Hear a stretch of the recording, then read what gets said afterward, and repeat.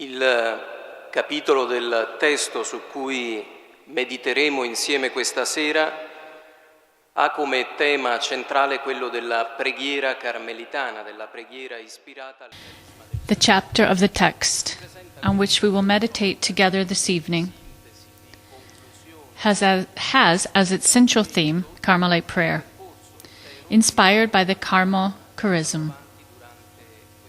It presents itself as a kind of synthesis, conclusion, fulfillment of the full path that we have brought forward during this year at the School of Christianity. We remember it. It is a path that has led us to understand what it means to really pray, where prayer has a direct involvement with life. It is not something separate from life, even by the most daily of our lives, our days, but it is inside as if it were the heart, the breath of our life. We have made progress in this itinerary, those that have led us to understand what it means to pray as breath. To pray there where I listen and watch. Listen, watching. To pray where prayer takes the dimensions of a plenary event which concerns the whole life. To pray there where I understand that the world is a matter of my holiness. To pray in environments as an essential part of my existence, namely those of family and work.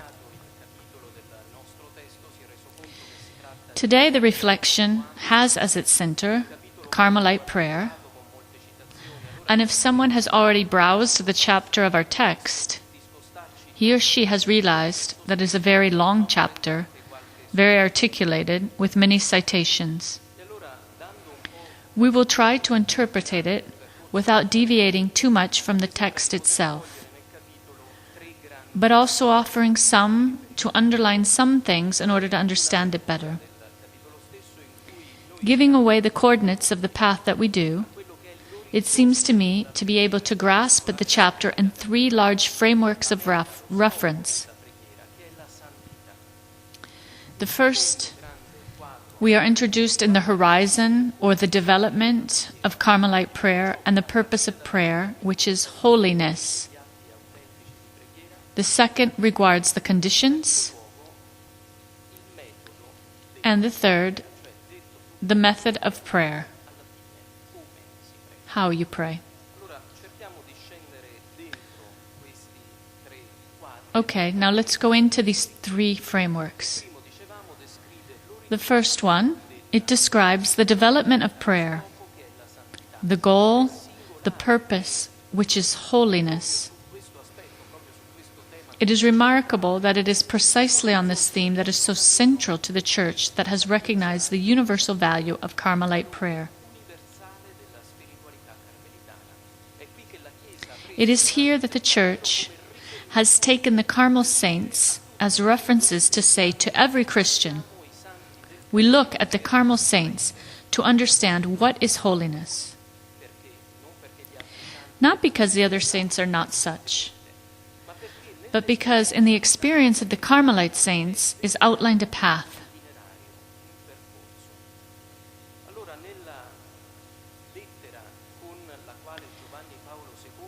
In the apostolic letter from John Paul II, called Novo Millennio in Ut, there are three texts which we have to quickly scroll through to get directions on holiness as the development of prayer.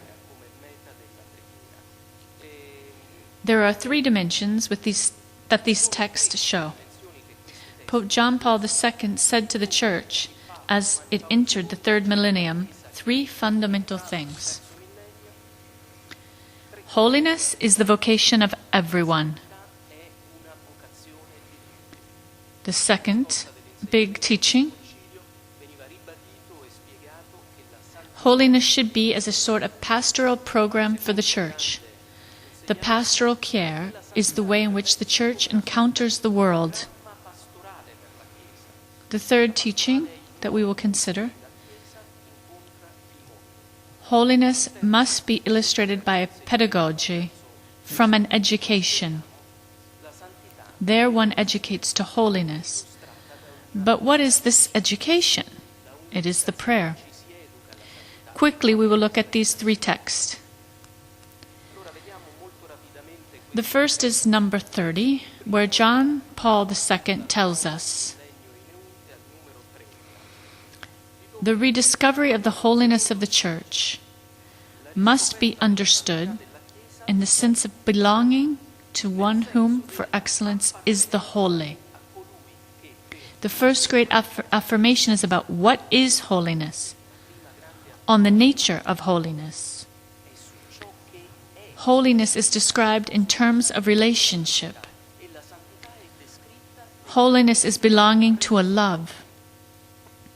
Holiness is belonging to the greatest love, to the love that gave me life, and love from which is drawn from the existence at every instant. The second teaching is from number 31. It says that holiness should be the pastoral program of the whole Church.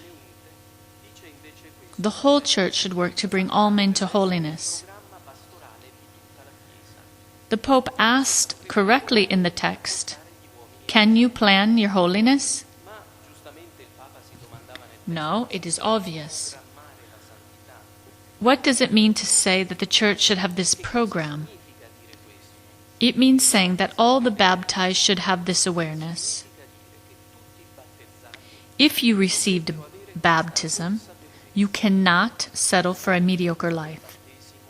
You are a called one to holiness. To paraphrase the question that normally one makes at a baptism, the Pope said, when you ask someone, a catechumen, a child, or parents, do you wish to receive baptism? It means to ask him in that same instant, do you wish to become holy? Then the teaching is this: holiness must be my desire, and my desire must have the form of a duty.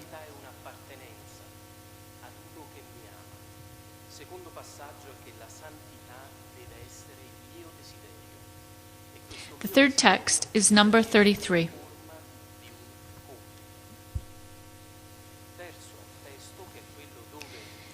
It says that it must be recognized by the Church as a true and proper pedagogy of holiness. Holiness is not instantaneous, not an instantaneous gift. It is a journey because love is a journey. In the moment in which it descends to describe this level, the Pope, with beautiful expression, says, the Church learns from the mystical tradition, and he immediately cites after Teresa of Avila and John of the Cross, saying that prayer must be such as to make the human person wholly possessed by divine love. The love of which we speak is not lukewarm love. This is a journey that must be borne entirely by grace. This is a love that gives itself in a free way, which calls for a strong spiritual commitment and even painful purifications are the ones that the mystics call nights of faith or dark nights. The love of which we speak, when it asks, purifies our love. Lastly, John Paul II says that the way of prayer is a path that can land in several possible embodiments to that ineffable joy experienced by the mystics as spousal union. The love of which we speak asks for union. It does not ask for a nice relationship. It calls for a union. A union that is defined with the terms of marriage. One speaks of spousal union. The third lesson tells us that the pedagogy of holiness means to educate. and together to let oneself be educated in the care of love. So very quickly, what have we said? Holiness is the development of prayer, is the heavens that I see in front of me while I travel the earth. And this horizon or development descends as my vocation and tells me that I am called to belong to a love.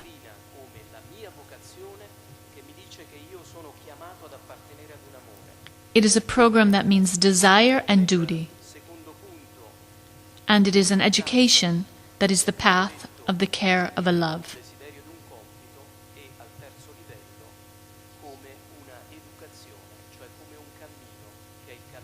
What decisive words for our experience of all days. To belong to someone. I must be of someone. I must be for someone. I need a love which gives me and from which I can receive. I need to desire. I take form by the desire that I carry in my heart. Finally, we talk about education in terms of a journey, because life is this. Life is growth.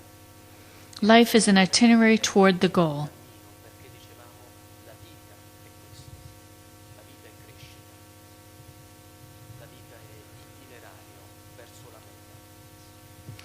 Okay, now the second framework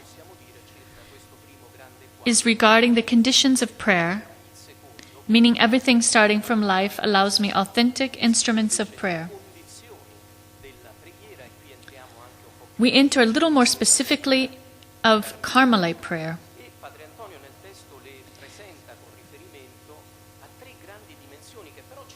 Father Antonio presents them with reference to three major dimensions. They surprise us a little because one hearing this expression, the conditions of prayer, would be led to think of my conditions.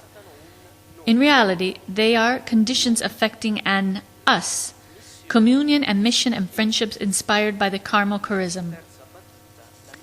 Let's try to describe them in a very quick way.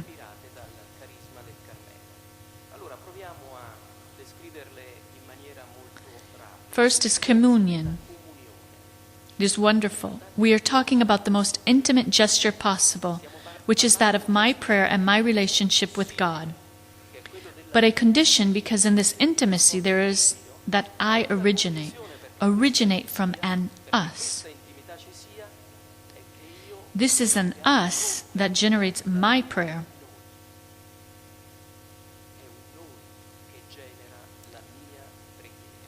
Teresa of Avila had in mind this us generating an experience so intimate.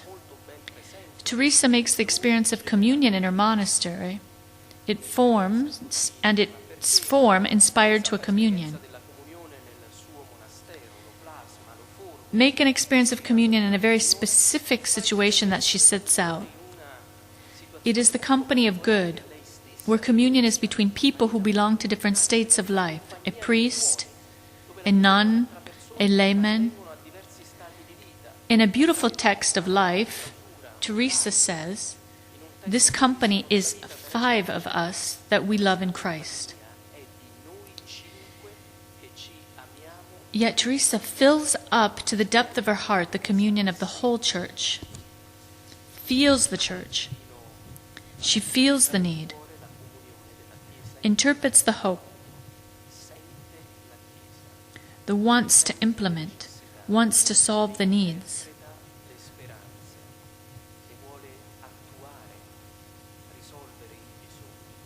But this level of communion that we have just described is not only an us who generates it. In temporal terms, it is an us that precedes us. Meaning, the first thing to understand in order to be able to pray is that I am the result of a communion that preceded me, a gift that preceded me. It is exactly how the family is for my birth. There is a communion before me.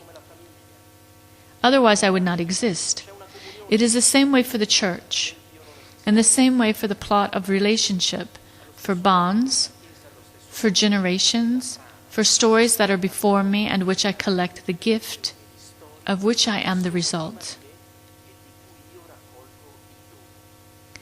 The text of John Paul II, which we considered before, gives us a starting point on this subject. He tells us, "It is true that communion is a gift that is before you. It is a gift that indicates to you a duty. We are accustomed to this combination." The text to which I have referred to is number 43.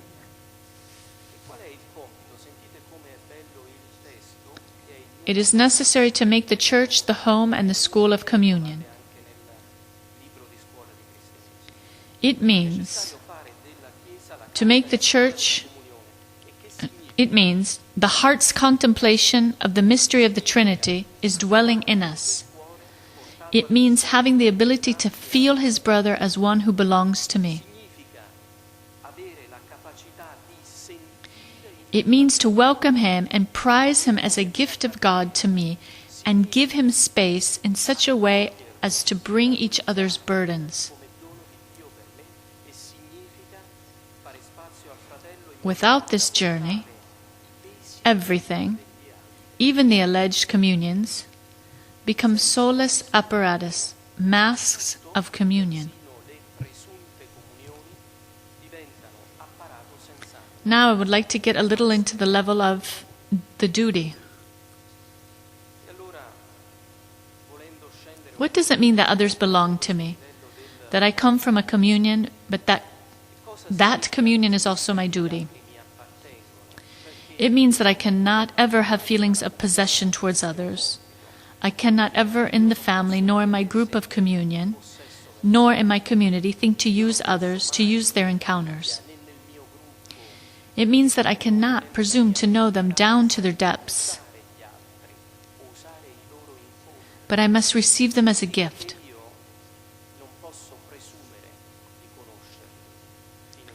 It also means that no one in our communion should ever be left behind. No one should ever be left alone. In particular, no one should ever be left behind and alone in his pain. This is the task of communion, meaning the task of love. It means to feel his brother as part of me. I will make a short digression on one thing that left a mark on me a little time ago. Sometimes nature gives us the words to understand what we are. A Dutch photographer, Maurice Meekers, in January of last year, has made this discovery when he hurt his foot so badly, he cried. He collected some tears and placed them on the slide of his microscope and noticed a fantastic thing. No tear is equal to the other. A tear of pain is not equal to a tear of joy.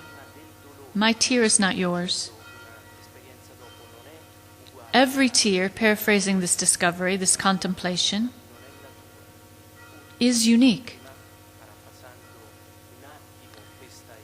Is unique to each one of us.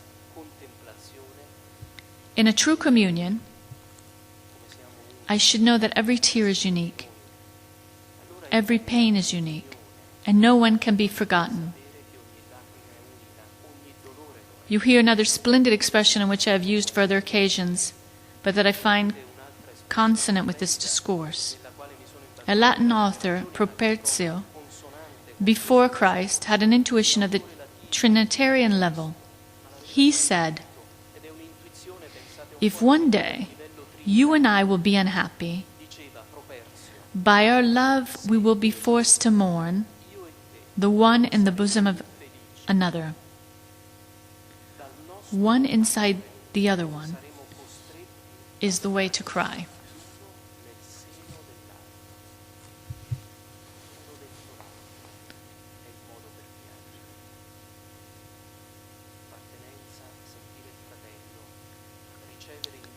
The second big condition for prayer is mission.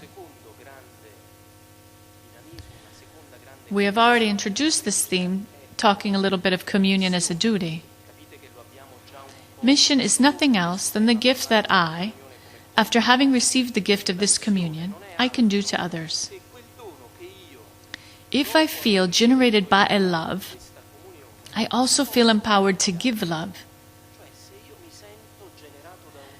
The mission is the us of communion brought into the world. In particular, where the church is not perceived.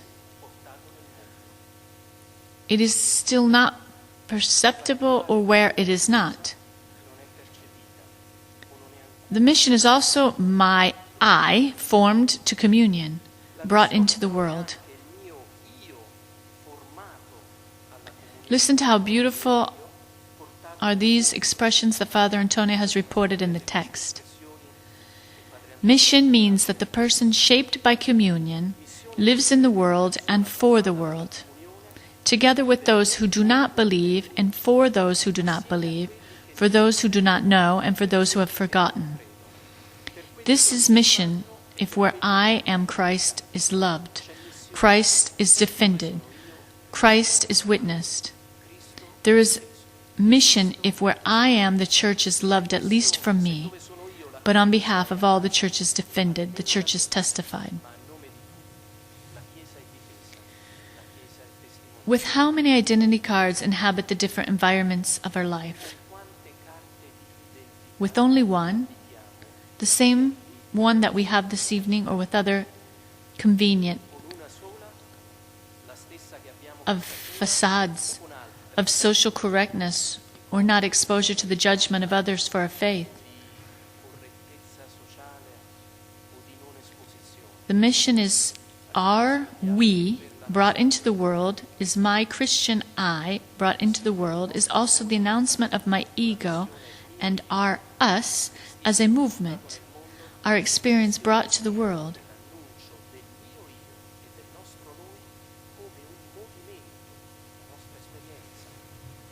So let's ask ourselves really if where we are called to live, we are witnesses of what we believe and that we live while we believe.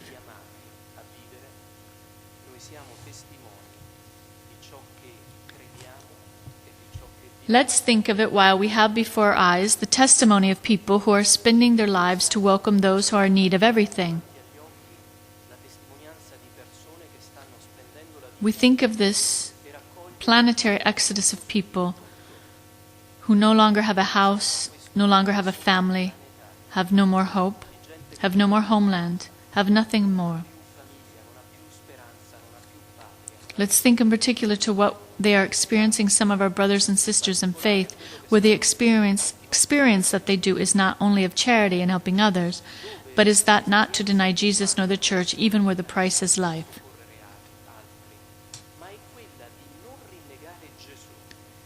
What can we do where we live?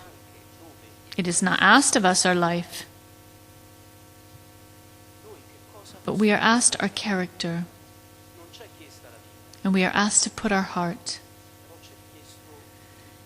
Even if only the relationship with my boyfriend or girlfriend, or that brief moment in the work environment, and I think I manage without much caring because no one will see what I am doing. The mission is to bring a love in the world.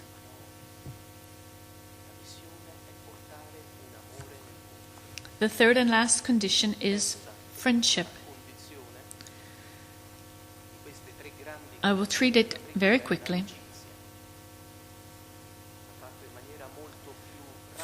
Friendship is nothing other than a concrete history of communion and mission, at least a Christian or Carmelite friendship like that which we want to live.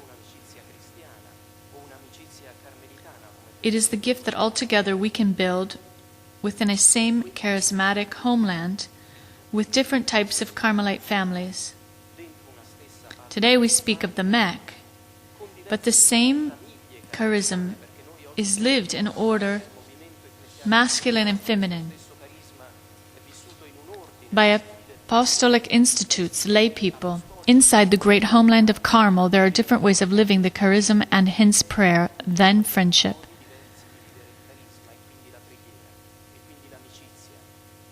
In M.E.C, we have chosen to understand the human being from the experience of our saints in any state of life, whatever my personal experience.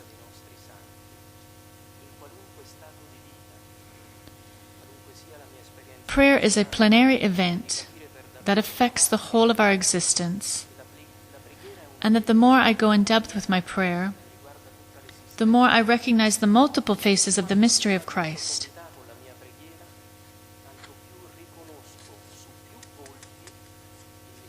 We have learned in our experience that the summit of prayer, the mysticism, is none other than to participate in the mystery with the matter of our days.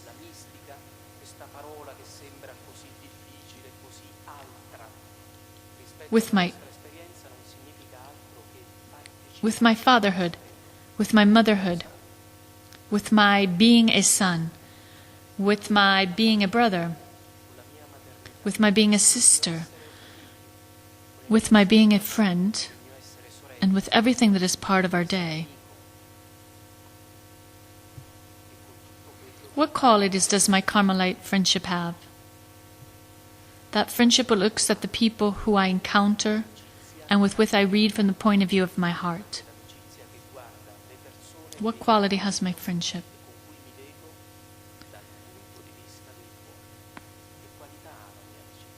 Now we arrive at the method, the third. We arrive at the method of Carmelite prayer. And our text helps us understand the method of Carmelite prayer. When we speak of prayer, the method can only be an experience. Saint Teresa describes prayer. Prayer is not more to me than an intimate relationship of friendship, a frequent entertainment to be alone with Him who we know loves us.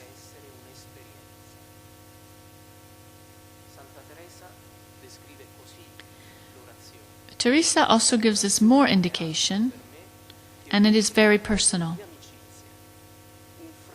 If you want to learn how to pray, if you want to learn the method of prayer, you must measure yourself with 3 essential dimensions, which are a kind of remote preparation for prayer, meaning what lies before it, because prayer can burst forth from the heart.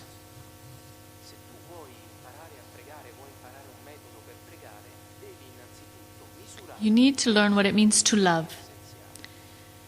Because to pray, says Saint Teresa, consists not in thinking that much, but in loving very much. If you do not love your brother, you will labor to pray. If you have a grudge inside towards someone who that you cannot get over, you will labor to pray. If you do not allow the forgiveness which you can give and that you can receive, you will labor to pray. On this, Teresa makes no discounts because she understands prayer as love. The second indication. To learn how to pray, you have to learn to live a certain detachment.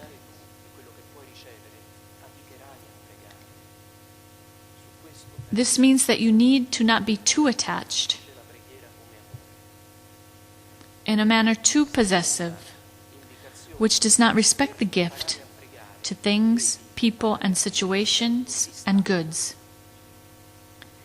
Because to begin to pray means to begin to cultivate a desire of great things, means to begin to fly. You cannot stay attached to the earth. In the negative sense, and not in the sense of lack of concreteness. And thirdly, Teresa says, if you want to learn to pray, you must understand what is humility. On this third level, Saint Teresa gives a definition that is very simple. Humility is your truth.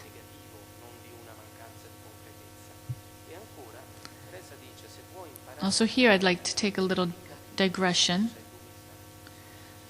because while I was thinking, how do I explain to myself and to my brothers what is humility? Meaning my truth in the moment in which we want to try to speak of prayer.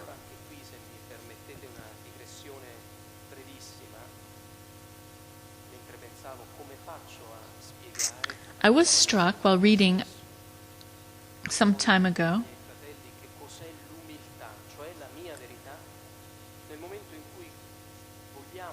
I was reading in a newspaper, and it was an international newspaper, of the confirmed existence of gravitational waves intuited by Einstein.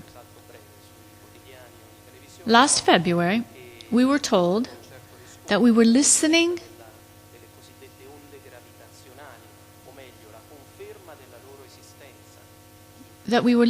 to the waves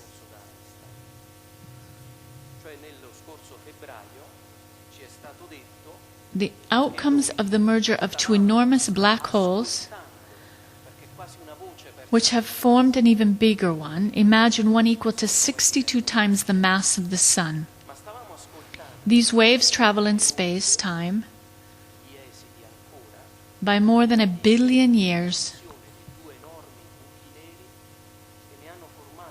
If we begin to pray, we must realize that we are in front of the God who has all of this in his hands as crumbs.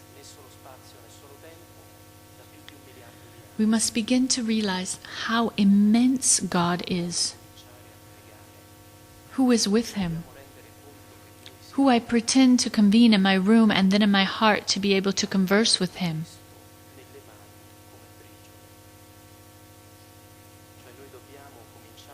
In fact, going down a little bit more concretely in the method of prayer, we can say that prayer can be described in 6 moments, which you will find in the text.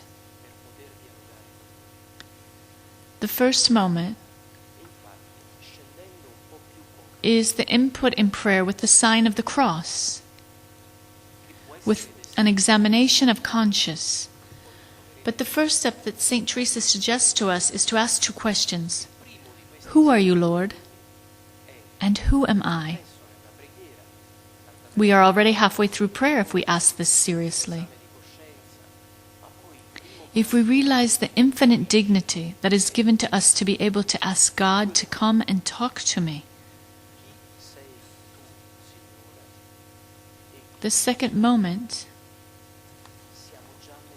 of this method is that of the aid that may come from the prayer of a text or via vocal prayer, by praying loudly, that then slowly surrenders. Why? Because reading a text, I have words that are already part of the dialogue of someone with Jesus, and that help me to enter into the prayer that I want to do.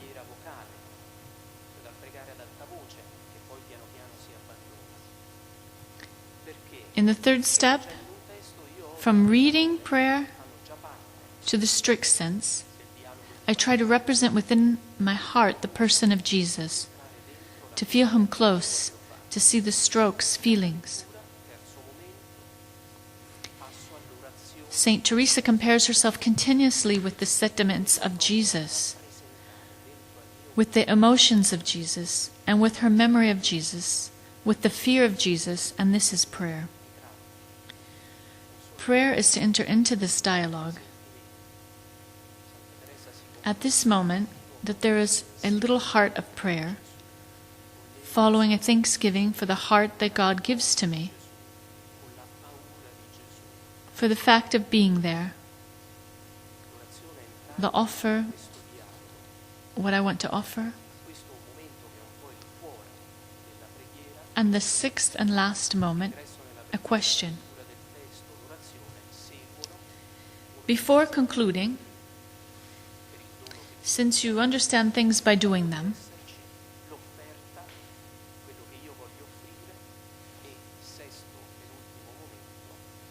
I would like to try to read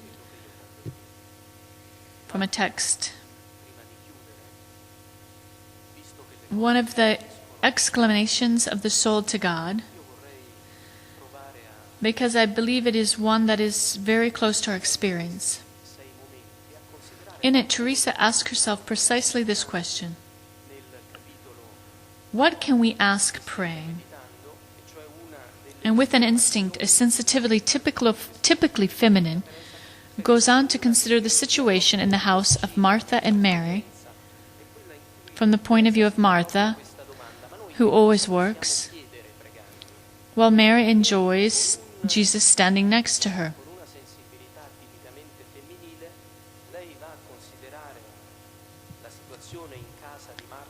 Saint Teresa writes this: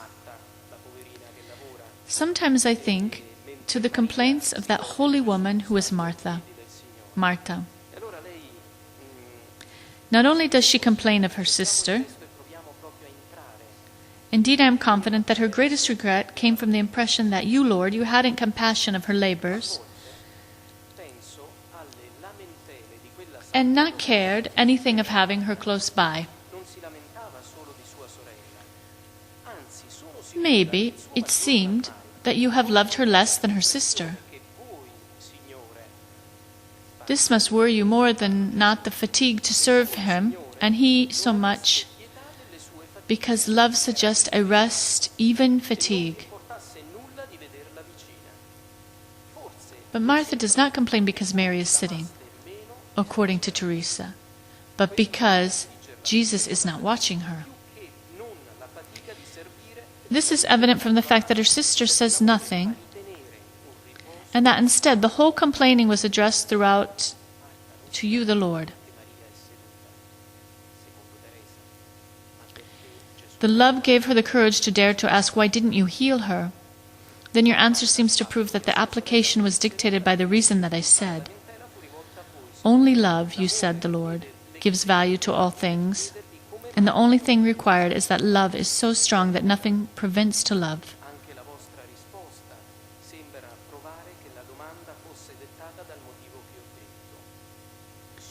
As my God, then we will have a love worthy of that which deserves the beloved. If what you have for us has not joined ours, give me you, Lord, the love with which you want to be loved. Give me you, the one thing necessary.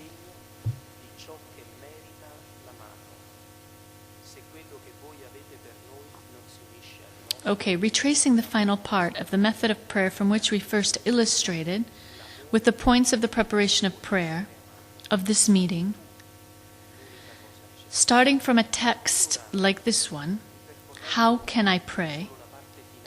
How can I enter into this dialogue? How can I also ask myself, Lord, what can I ask you with my prayer? Lord, how can I ask you something if I am what I am and you know what I am? Basically, what I am asking you really is not for a different life, but it is to know that you are there, to know that with you and in everything has meaning, and to know that my labor, if lived for your love, is not any longer a burden.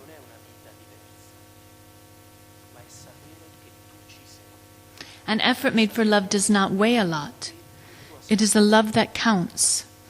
It is the love that transforms, which fills up because love is the only thing necessary.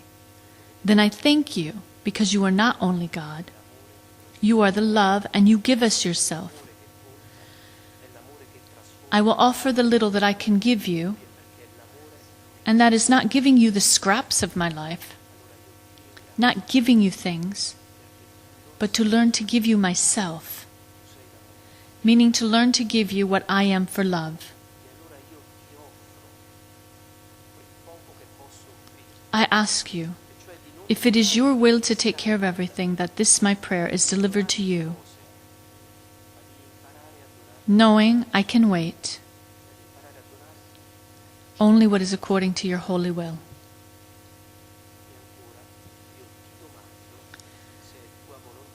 Now, how can we conclude this itinerary that we have traveled through with these three large frameworks of holiness as the horizon of prayer,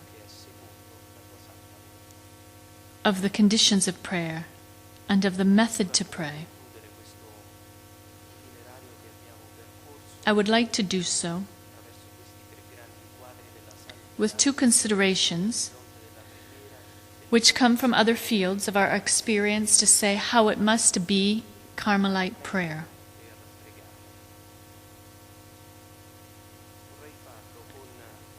First, our prayer you can only measure for its intensity and for its constancy, for its care. Thinking of the intensity of prayer, I was thinking of the relationship that exists between heat and time.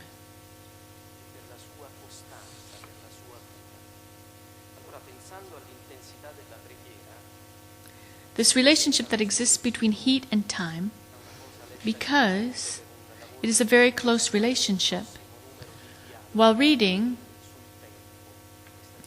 in preparing the text number of dialogues we are writing, I read that to modern science it is now clear that heat is not a fluid, it is not a gas, but it is only the outcome of a quicker movement of atoms. Interesting is that heat, by its nature, is always directed toward the coolest things for transforming them, to transmit. The consideration that was made by the person who wrote it is splendid. Only where there is heat, the future changes. The future of a substance changes only if there is heat. Otherwise, the status of the substance hit by heat remains that of the first. So, if my prayer is not warm, if my prayer is not made from my heart, if it is not as intense as I know it to be intense when I want it to be, then it will not change my future. And perhaps it will not even reach my present.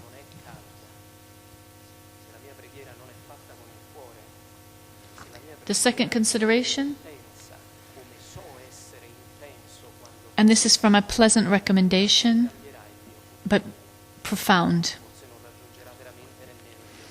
Prayer is also measured for its constancy, for the care that develops over time.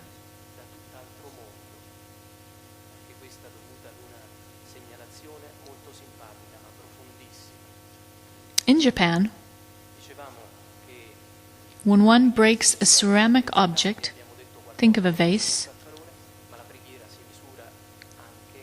one proceeds to an activity really unique, incredible, meaning that one chooses, especially if the vase has a value, to repair it with gold. One glues the pieces back together with a paste that keeps them united, but all the scars of the vase one covers with gold. It is a technique that is called kintsugi, which means to repair with gold. So in the moment in which the vase was repaired in this way, it becomes more valuable than before.